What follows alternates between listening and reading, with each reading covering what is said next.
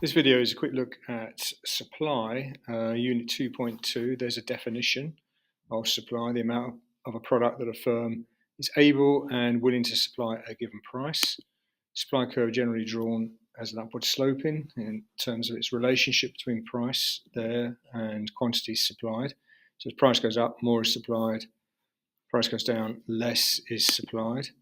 And similarly to demand, any change in the price of the product itself just leads to these movements up and down the supply curve, extensions and contractions. Again, similarly, as we saw with demand, there are a list of non-price determinants, in this case, non-price determinants of supply. These are factors that if they change, the supply curve will physically shift to the right or to the left. So as we can see here, a shift to the right is an increase in supply at each and every price. Shift to the left from S to S2 is a decrease in supply at each and every price.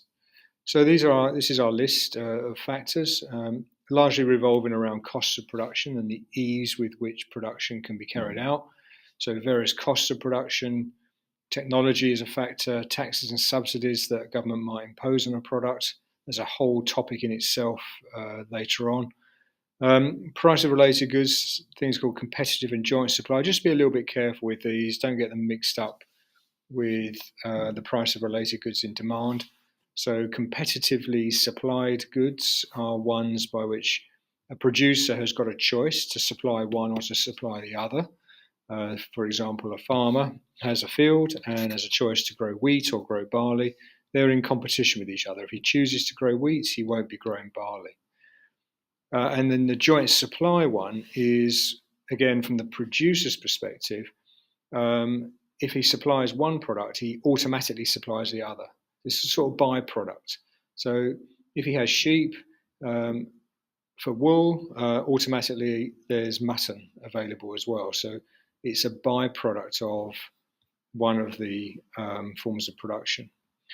Expectations about future prices, again, number of firms in the market will play a part, and as I said, will shift the supply curve either as an increase or a decrease. These slides just basically go through each one of the factors and just gives a more detailed explanation of it. You can just stop the video and read through these. I'm not going to read them out. There's a price related goods, expectations, number of firms in the industry. Higher level students, again, similarly to demand, need to know just a little bit more about that supply curve. So why is it that the supply is thought to be upward sloping? This law of supply occurs. Here we look at something called the law of diminishing marginal returns. Basically, it's all about the production process. In order to produce more, you need to employ more factors of production, more resources. And this law of diminishing marginal returns says that as you add more and more factors to your production process, output will go up, but it will go up at a decreasing rate eventually. So you can see that in this diagram here. The dotted line sort of shows the sort of key thing from supply's point of view, but here's a so-called marginal product curve. Here's our factor inputs along the bottom. In this case, it's just labour. So as we add more units of labour, we will get an increase in output.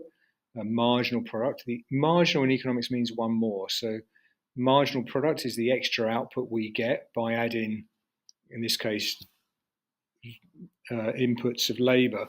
So as you add each worker, you'll get more output. In this case, it's at an increasing rate, but as soon as you get to this point here, the dotted line is, output is still going up, total output is still going up, but your marginal output, the extra output you get from each worker, is going down. So you add a worker, you might get 5 extra units of output here.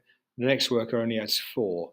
So the marginal product, the extra output you get from one more worker, is going down. Your total output is still rising. But essentially, your costs of production are increasing when you produce one more unit. And so this so-called marginal cost here is a mirror image of the marginal product curve. And this marginal cost curve is thought to represent the supply curve.